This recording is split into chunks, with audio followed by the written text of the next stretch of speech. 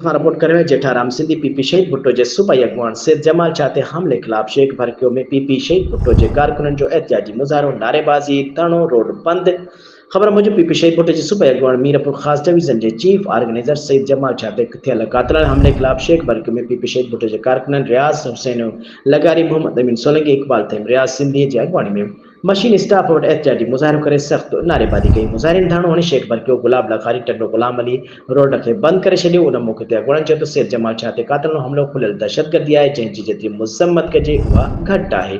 हुननि चयो त सैयद जमाल शाह अकेलो ऐं लावारिस न आहे, शहीद भुट्टो जा सिपाही हुन सां गॾु आहिनि। हुननि चयो त पीपी शहीद भुट्टो जी मक़बूलियत ॾिसी मुख़ालिफ़ बौखलाहट जो शिकार थी विया आहिनि ऐं पीपी शहीद भुट्टो जे कारकुननि ऐं अॻुवाननि ख़िलाफ़ इंतिकामी कार्रवाई हमला शुरू करे छॾिया आहिनि। हुननि चयो त मीर मुर्तज़ा भुट्टो जा सिपाही कंहिं खां बि नथा डिॼनि।